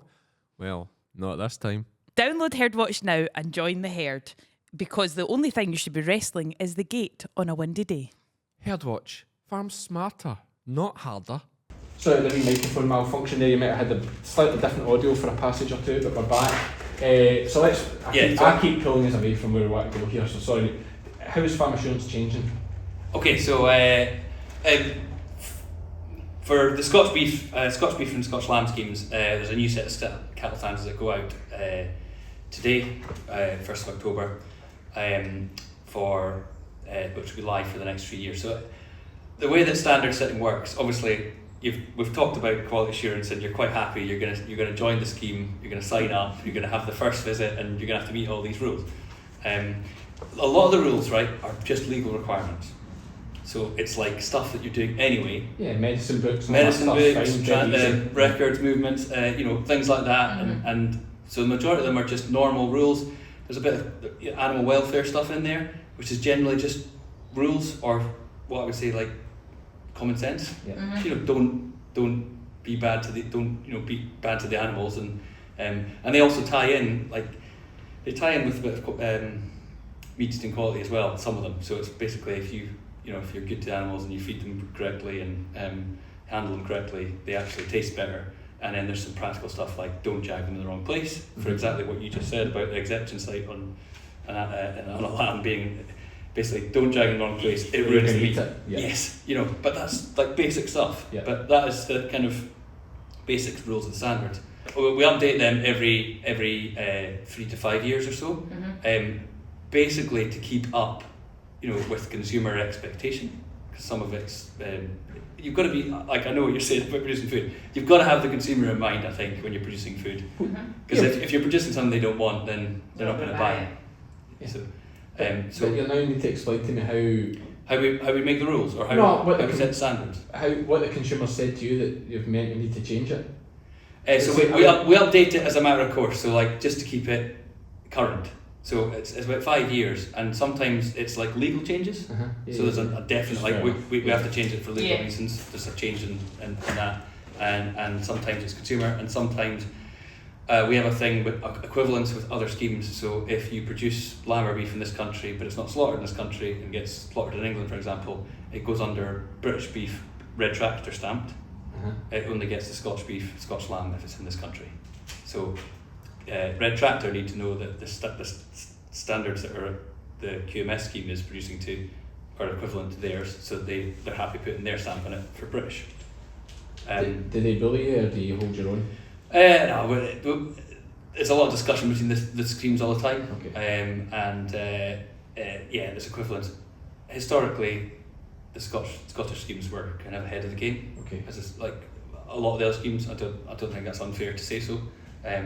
Over the last few years, other schemes are kind of catching up with the level of standards that we're in. But what we do is we benchmark against those other schemes. So we benchmark against Red Tractor, FAWL, the Welsh one, the Northern Irish one. Sometimes we'll look at New Zealand or Australia one as well. So we look at those other schemes and say, right, where are we in relation to this? Because essentially you want to be the best. You want to Absolutely. I'm not saying we need to have all the rules and regulations. You just want to be thought of as that's a good scheme. I'm looking for that brand. It's one of the better. It's a better one. I'm happy with it to buy that. So we benchmark against that. We go out to. We have a standard setting body. So there's like a committee within QMS. There's only about 3 or 4 QMS members on it. The rest is the industry in Scotland. So it's stakeholders. So there's representatives from all the key stakeholders. NFUS, NSA, Scottish Beef Association, Food Standards Scotland are there, kind of for the food safety stuff. We also Institute of Auctioneers. Yes. Big Neil. Neil. Yeah. So it says it's all you should blame him. I do for many things. If there's someone on there I've forgotten, apologies. But they're all there. We all sit around the table. And then we look at the standards from 5 years ago and we go, right, what do we think is going to change? Like, where do we think we need to be? Take a bit of consumer feedback. Actually, the consumers, the last feedback we had, they're still concerned about health, animal welfare, and they're not that concerned about climate yet. So their thoughts on climate is like too much packaging. That's all their thing. That's where their level of climate understanding is at the moment. If they're worried about that, buy it from the butcher. Absolutely. Or if they don't like plastic packaging, they don't like buy at the butcher, or they swap these pillow packs, which I actually don't really like very much. But in the supermarket, you get it in like a sealed. So weird. But that's us. So they used to sell it in. What it used to be? Like a deep dish, Like clear plastic dish more of a box. with a seal on the top. Oh, right. And now it's they call them pillow packs, but it's vacuum packed. So there's no There's polystyrene bit on it. Yeah, there's less packaging, Okay. but it's a pain when you're trying to break up the mince for your bolognese or something, isn't it? Right. Okay. Right. It's too solid. Aye. Yeah, it's just anyway. That's a packaging thing. Yeah. That's fair enough. We've all got to use less oil products, isn't it? Yeah. So we benchmark against them. We go out to the industry, and they say things like, "We don't like that standard," or "We think this standard should change to this." So we do that, and then in this round, there's an extra step. So we came back together, thrashed out. I mean, these meetings last the whole day, and we literally are arguing about the wording of something, and it sounds ridiculous, but it's to do with the interpretation of it, so that there's no ambiguity. So it's quite clear for a member to sort of say, right, that's what the rules are, and it's more objective for someone to assess. Yes. Black and white. Black and white, and I know you're going to sort of say, oh, it's box ticking, but you're going to have a little bit of box ticking with certain things when you're trying to produce tests. Make it objective rather than have someone come in and say, oh, I think this. It's like, no. 100%. So it's got to be a little. There's got to be some. Either it's done or it's not. It's either it's done or it's not. So we came together, have that big meeting, then we went back out this time and we consulted the industry. So we went with I can't remember, 13 changes potentially, and we went back out and emailed everybody that was a member. So it's like 10,000 odd people got an email a year ago from now saying, here are the 13 things we're changing, what do you think? Give us your feedback. And also we gave the rationale, so we gave the reason why we changed. So some of it is, we've had to do this because Red Tractor now want this as a standard, so in order for the equivalence thing. And some of them are, we've done this because we reduced quite a few this year. We try to consolidate into one, so it's like we've taken this out because it's now becomes the standard before. It's just easier to understand. And then we got industry feedback, and then we put that all together. We had a final kind of session with the same standard setting body, sat there, said, do we agree with what the industry said? You know, is that a good point, or is that really apply to everybody? Approved it, and then it does go to QMS board, so me and the 11 others look at it before it goes live, because we're the standard owner, so we need to just make sure it's what we wanted. And then it goes live, and then it goes out, and we do that, as I say, every 3 to 5 years, and it's just to keep it. If you just made the standard scheme in 1995 and you expected it to be the same in 2025, I think things change. It needs to be updated, and then the consumer does kind of want more. People want more constantly out their product. So what have changed? What has changed in these? So the I suppose the headlines are we've changed a lot of the information required for the animal health, the vet animal health and welfare plan annually, and the performance recording. So we've changed that to basically incorporate it under 2 standards rather than taking maybe 5 or 6 standards. That's probably the main one that we've changed. There's little bits and pieces about technical things like holding numbers being right, and there's another one, rodenticides. We had that's a big reduction. So you know, if you're using rat bait and things on farm, the CRRU rodenticide stewardship has ended, so we've just gone back to what the standard was 5 years ago. There's an example of everyone thinking it's getting tighter and tighter and tighter, but actually we've been through that, and it's just reverted back to a previous standard. So there's the question of folk asking, is it easier or harder? It's not harder. There's a politician answer for you. So either just the same. Yeah. You can't make it easier because like, you know what I mean. Why can't you make it easier? Of course you can. You can't make it easier because then what you produce this year is probably not held to the same regard as it was last year. And as I say, like, you know, the whole supply chain it's the world we live in. It's only kind of going one way. We're getting harder. It actually is. It is though. It is. We're in this world where. Yeah. Listen, I was in the police, and part of the reason for like this is I've had enough of this. Is everything get harder in another form and more paperwork? Unfortunately, because I'm the same as like more paperwork. There's not actually much more paperwork. Like I say, it's all stuff that you do anyway. It's just basically having that on the day to show the assessor. But the world we live in is like basically people covering their arse, and the whole, you know, that's what we're against. Same with food standards. Like, there's a reason for it, but it's just covering it. It's it's just what we're in. You know, get it wrong and you get sued or something. I'm conscious of our time here, but because I'm just really enjoying this conversation. I think you're speaking very well, and I'm enjoying exploring these ideas. It was a good thing for me to say there, but I felt like I really didn't know you there. Yeah, no, that's weird. I was trying to give you a compliment, but also it's really weird giving a guy a compliment. I know, I was like, oh my god, just let me take this one, Neil. You're coming across. Thanks. I think you're coming across really well, actually, and I like that, and I'm enjoying the conversation. So I'm loath to wrap it up, but I do appreciate you need to go on. We've got other folk heading our way as well. I just wanted to pick up again on that. Like, you mentioned earlier that consumer survey about the brand. Yes. Have you ever done a survey saying to the consumer, do you know what's involved in farm insurance? Yeah, they do ask questions, but a consumer doesn't understand like everything. And that's my point. That's my point. You think it's overcomplicated? Well, you're mentioning the consumer wants X, Y, and Z standards. Like, where are you getting that from?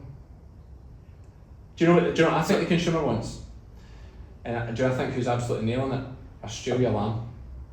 Yeah. Australia lamb every year doing absolutely banging TV advert. Oh yeah, but the the best TV advert for meat you've ever seen in your life, and folk are like, those guys. Yeah. I'm going to buy Australian lamb. They, They're, you know what I mean? Or you know what? I wonder what consumers want, and I know what you mean. Like, so consumers don't actually know what goes into being assured.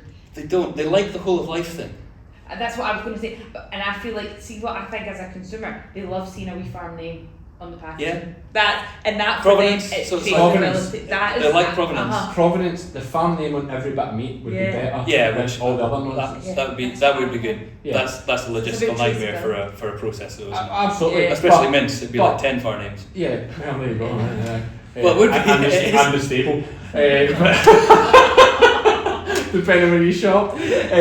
But no, but but like, as long as you see that Scottish flag and it's come through right, but I don't think, I'm just picking up because you said the consumer wants to see it, I don't think they have any idea what's involved in farm insurance, or I don't think they're actually that fussed. I think they trust us. There's a huge trust in Scottish farmer. I think we do need to be held accountable. I'm not saying do away farm insurance, not at all. I think farmers need to be getting kept an eye on. Not farmers need to be kept an eye on. It's as important as standards. It's absolutely important as standards. But how would you regulate the standards without kind of an assurance type? No, I'm not saying you don't need an insurance Yeah. type scheme. What I'm saying is, like, for one example that always winds me up is that, I don't know if this is still the case, you can tell me if I'm wrong, but they need to see a clean livestock trailer. Right? Yeah, that's the The difference between a clean livestock trailer is half an hour. Like if you they need want to to check the check livestock folk- trailer is in good condition, basically. But yeah, usually you want to have it clean before they come round. right. Or if it's because sometimes they come round, it's in use, and you're like, but you can tell if something's not been washed for like a year. Yeah. Well, Do you know what I mean? You can tell. And maybe that's the thing. Like, you, in your eyes, you're saying, okay, if you didn't wash out half an hour before, you're going to fail. Whereas what you're saying is, if it's looking like it's in a reasonable condition, you're still going to pass. yeah, I understand. I think you can Sometimes tell the that's difference between a clean livestock sale. That's an example I'm using. It's just I think it's one that's a bit like with consumers not like. But how clean was his livestock trailer? No, I No, don't but if they think saw that. I think that, you're. if they saw that parked up at the side of the road and it was actually hanging, they would be like whose trailers? Do you know what I mean? Like, I know. so It's a fair unfortunately point. we're in You this have kind to of set standards. I accept that. postcard You world, have to- like- you have to set standards. Yeah. And Australia's a good example of standards. And you're transporting livestock in it in a stressful situation. It has to be good. I do accept that. I take it all back. You're right. You win that one. I do just wonder. Yeah, I'm not farm assured. Probably need to do it. At some point. it's a voluntary thing, to be honest, and you've got to value it. Yeah. I think he's doing an important job in marketing for us. I do say that, and listen, I'm absolutely a QMS fan. I think I said to Kate as well. I think a lot could be learned from Australia lamb, Yeah. and that if you want to market something, banter's the best way to market it. Yeah. Like- Iron Brew demonstrate that, don't they? Iron brew, Absolutely, yeah. iron brew. And also, I'm not interested in where the iron comes from, whether it's Chinese iron or it's Welsh made iron. I don't mind where the iron comes from. What I think is these boys, right? What a laugh, you know. They also do it really well for Australia Day, and there was a lamb for St Andrew's Day type of thing. That's You good know, marketing. I think Absolutely, that's out of a Scottish Enterprise project. But anyway, it is one of those things that's like, let's have a day where we're doing, because Lamb for St Andrews is brilliant. it's brilliant because it's the right time of year to eat lamb. Perfect. Yeah. Easter And we don't- is the wrong. Is technically like, how do you have a lamb ready at Easter? Yeah, Well, and we currently don't do anything for so St Andrews really in this country. Yeah. It's not a big thing. You know, haggis is buns. burns, yeah. So- So another lamb. Yeah, lamb perfect is for St Andrews. Good, Yeah. good sheep product. Yeah, I think it was great marketing things like that. Mhm. But yeah, as I say, I'm Well, I look forward to reading your application. I don't go anywhere near gonna it. fail now. It goes through. It goes through FIA, the certification body. I mean, I'll be honest. My plan is I would sell my meat direct Yeah. and probably not need to do the farm assurance thing. If I'm honest, but I don't know that I really need to do it. But I do accept why other people need to do it, especially if you get cattle. I don't think sheep guys really need to do it. I think it gives you opens other markets. Opens other markets, and it's not a bad thing. Like it's what you're doing anyway, so a lot of the time. So yeah. Yeah, I know it's not. Store lamb to be fair, but then you've got your export stuff, your vet certificate, so you're basically doing all the things to be farm assured. It's important for folk to know as well that the farm assurance scheme doesn't make a profit. It just wipes its face. Like it's literally what you're charging just pays the people to do the checks. Yes. So QMS does not profit from farm No, assurance. it's and that's an important one as Yeah, well. that is important. That it's just you're not making money from it. No, it's basically a production scheme. So and it does give us things to say to a consumer, like you say, the born reared, like that whole life thing. We can sort of say, right, well, this is a UCAS accredited scheme, which consumers like because it's independently verified. Yeah, And definitely. so you can kind of stand it. You can't just. It's not just like we've made something up and been like, oh yeah, this is what we're doing. It has been verified by a UK accreditation scheme. So you hope that builds trust in the consumer. Yeah, for them. absolutely. Thank you very much, Neil. You put up with me fantastically. I've been on my high horse today, haven't I? He bloody has. I've been on my high horse. I know. Right, Neil, thank you. Great Thanks sport. very Thanks, much. mate. Thank you, Cheers. Are you happy with anything you went to Dad? No, I know I've just steamrolled a lot of don't know shit there. I don't know what we've been through. Oh, been you quite a happy? journey, You're guys. right. I thought you were fantastic. Honestly, Yeah, I thought you you were spoke brilliantly. Oh, and we're back. Thanks to Neil for that. Again, guys, I'm going to see it in the comments. I know I spoke too much.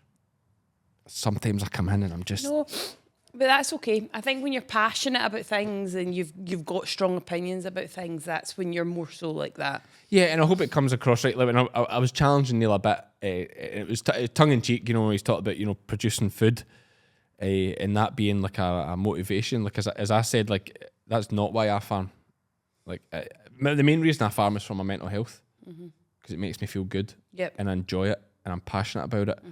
But I'm passionate about, I suppose, breeding better stock, trying to improve the land that I farm, which is difficult because it's all seasonal lets. Like, God, see if I just owned land, like I've just been able to improve it and work on it, and even planting hedges and all this simple thing, doing drains, and just seeing the improvements over the years of what you've got, whether it's putting up sheds or whatever you're doing, just that progression in front of your eyes and looking after land. And as I mentioned, like, especially land you've grown up your whole life on. Like, and I did mention that Trump thing, and I know he says lots of crazy stuff, right? He does some good things too. Look at what's happening in Israel and that. Of course he does. Like, the strong leadership has its place. But his thing he said about the soil, the dirt, like, I liked how basic he made it, but there is something in that. To me, there is. It's like there's something about I look at that land that I've looked at my entire life, and you feel protective towards it. 100%. And that's why in some instances, and some folk will not like this here, but like, I can't understand family farms being sold for trees. Like, I just like, it's like the hard work just going. I was just, it's your land. Like, your generations have looked after that and planting trees. Like, I know everybody's financial situation is different, and it's easy for me to say I own 14 acres, so it's easy for me to sit here without the big check in front of me to say, like, we'll give you all this money for this land. But like, money, and I've said it a million times, money's not going to make you happy. No. You know what I mean? Looking at land and dirt makes you happy. That's just my wee rant. Again, that's why I was passionate about it, and I'm sorry I spoke so much. But Neil was fantastic, really positive, really cheery. Even with me going on too much, I know he took it all. He was patient. In his stride. Well, he was patient with me. He was. And it's fantastic. And who better to have in a position like his 100%. than a farmer? Yep, definitely. Like, brilliant. So thank you, Neil, for coming in. I think he was absolutely superb. On our initial note, though, Peter Kay. I thought I forgot. Most folk. Actually, I was going to say most folk are switched off, but see the amount of folk. Apples? I know. I said he's still listening, to our podcast. Unbelievable how many folk listen right through. So to be fair, I always listen right through to every podcast because I can't get. And I've said this before. My favourite podcasts, I wish they were 3 hours long. Because I'm working all day, and when you're only getting, a lot of these top podcasts now, they're only doing 30, 40 minutes. It's not enough. Nothing. It's nothing. And that's where I do genuinely think that's probably where Joe Rogan has done so well and been so successful, is he just rambles on for 3 hours. Yeah. Most of it talking absolute guff. Folk just like the consistency. But then I think that's where this is different for like people watching on YouTube and stuff. Like on YouTube. But again, the great thing with the YouTube thing is you watch. Pause. We just watch an hour, switch it off. YouTube will start you again at the same spot. Yeah, true. You don't. You don't need to sit and watch it the whole time. Isn't it funny how like much life's come on? Like think about remember how annoying it was, like with videotapes and stuff, trying to like rewind it or fast forward to exactly where you were. I'm trying to get the kids off YouTube now. So Right, they watch okay. cartoons on YouTube, and they're all good cartoons. They're watching Tom and Jerry. Like, the violence in the old cartoons is unreal. Really? I see, compared to the soft nonsense, not soft nonsense, but like Paw Patrol and all that you get now. Like Tom and Jerry, it's all whacking folk with hammers and that's strangling true. folk and Roadrunner. You know, but they do like Tom and Jerry. Mad to see the dates coming up. Like, some of them are during like World War II, Really? and the ones we were watching. Like, you know, it's just it's stood the test of time. Well, it hasn't. It's not on anymore, I think, because of the violence. But the kids enjoy that. But I'm trying to get them away from this YouTube. They watch a bit, then watch something else. Yeah, it's almost Bad slipping for into the attention span. attention. It's slipping into this TikTok thing and getting used to this, constantly getting what Yeah, you want. on to next. Yeah. Whereas when we were younger, like, you come home from school or whatever, and there maybe some cartoons on. You just watch whatever was on. If you wanted to watch it, you watch what was on. Yeah. But it was STV. No, it used to be a thing in Channel 3, and BBC used to have cartoons. I can't remember now what they were. Blue Peter and all that. But you used to just watch what was on. Yep. And it was tough. And you would watch the 5-minute adverts. You watch the adverts and all that. I'm not saying the adverts are good right enough, but yeah, I know what you're saying. And I just think, they're getting in this habit, so I'm trying to get them off that. I'm trying to get them more and like put a film on. Yeah. Yep. Good. Well, yeah. like we used to do, like you're saying, and that's what I thought of the video tapes. Yep. A VHS, you used to have to put the tape in and watch it. If you wanted to change it, okay, you could, but you had to get it out. Yeah. Remember, you'd have to if it was like midway through, Rewind it all the way back. and you just have to sit and wait Yeah. for it to rewind back. Like, I can still remember I had a. When I grew up, we had in the kitchen. It was a black and white TV, and you used to have a knob to tune it. Really? Yeah. Obviously only 4 channels in that one, but I still remember getting Channel 5 in our house. But this knob to tune this TV, my dad used to watch westerns all the time. Did he? Yeah, just westerns. That was What I was into? I think we used to watch Rawhide. It was Rawhide on at lunchtime or something like that. It used to be Rawhide. You'd have the news, and then I think it would be an episode of Rawhide or something, maybe calling at 12:30. Right. Some of the older listeners will be able to tell me if that's true or not. And then there was the one, Goodnight John Boy, Little House in the Prairie. It was Right. popular as well. All these old classic shows. But yeah, black and white TV, the VHSs. But I used to have a thing in my bedroom that was, I don't even know what it was. It was like a massive radio thing. It had a record player on top. Older folk will remember these things you used to get. So you could play records on the Right. top. And it used to have records. Weirdly, one of the records I had was the Banana Girls. Oh, no, Bananarama. Right. Aye. And they sang a really catchy song. Oh, that's annoying. When that happens, it'll come back to me. Something to do with jail and the preacher man or something like that. I can't remember. It was really catchy, but I used to play that all the time on my record player. Did you? Weird, I know. Anyway, that's tangent. So the record player on the top, then it was a radio, and then it had 2 cassette things at the bottom. Right. And I used to, and look, again, this will be pure nostalgia for people. So I used to, with the cassettes, you could record the radio. Oh, okay. So I would you'd try and record the songs you like. You'd listen to the radio, you'd record the songs you like, and then the trick is to try and stop it before the guy speaks again. Yep. Before the DJ speaks, so you've just got the song. Yeah, that's so cool. So you then have this cassette, and most of them would end with the DJ coming in. Just starting. And then it would jump, and you stop it, wait for the next one you want, record. And then you could record a cassette for the car. Yep. Because the cars used to all be cassettes before it was CDs.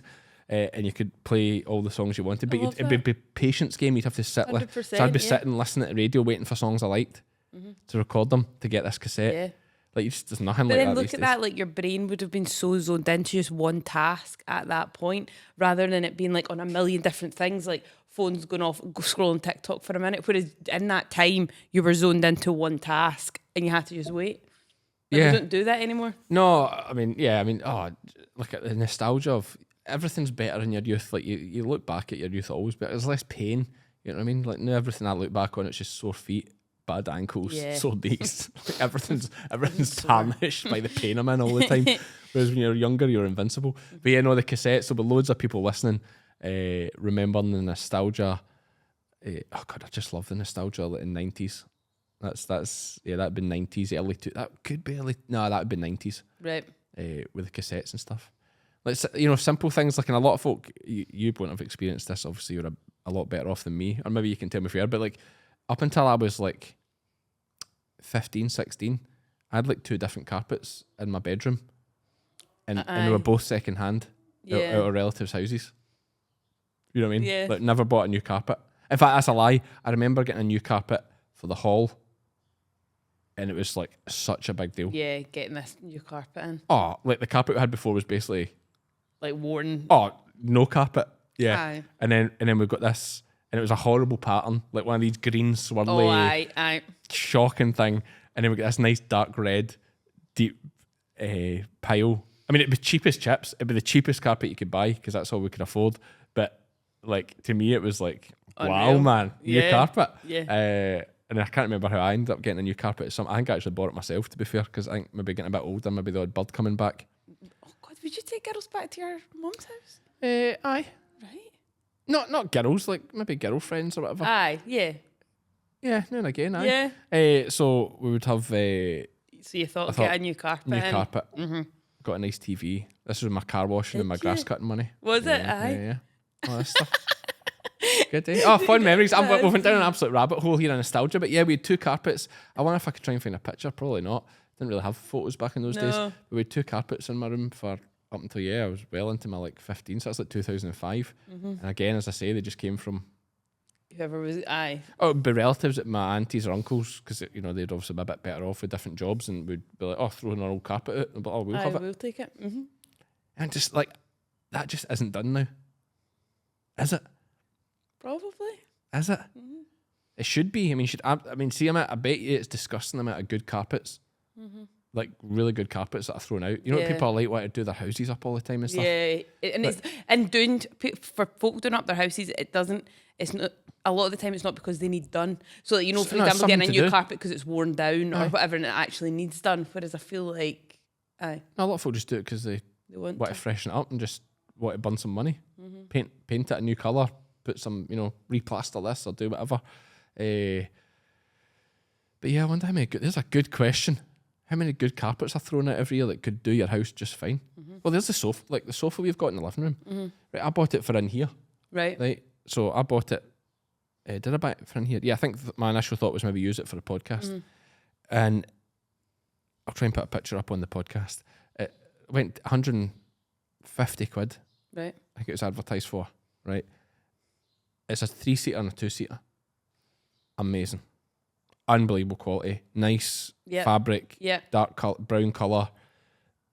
I'm like, oh, Fair. the hell. I was like, we had a crushed velvet one. To be fair, crushed velvet one I've had for 12 years. Aye. But it says, oh, get this out. This Let's one's use far this better. one. 150 quid. Yeah, that's 150 quid. mad. Yeah. I actually gave him an extra 20 quid. Did you? He Aye. helped me out and load it and all that. And I said, but honestly, says, mate, this is amazing. Oh, Like, that's amazing. nice. But they were tossing that out to get a new one. Yeah, when it's fine. Probably on a finance deal. Do you know what I mean? Everything's finance on sofas and that now. And it's Yeah, like, true. and, to me, it's like, yeah. So I love that It's just sofa. different people's priorities, isn't it? Yeah, I don't know if it is even priorities. It's maybe just a case of like, yeah, something to do. Boredom. Maybe a wee bit. Something to do. But yeah, that's my wee trip down nostalgia. We should do that again, actually, if you enjoyed that. nice. Some of you will be listening and remembering Rawhide and remembering having 2 carpets in the house. We'll have a lot of, back when farming wasn't doing as well as it is now, like a lot of folk with 2 carpets in the one room, offcuts. I suppose it was just offcuts. I'm trying to think what other nostalgic things. Another great thing for the family dynamic was obviously no TVs in the rooms. That was just a given. To be fair, we're obviously the same just now. But one big thing was our house was so cold. I think I might have spoken about this before, actually.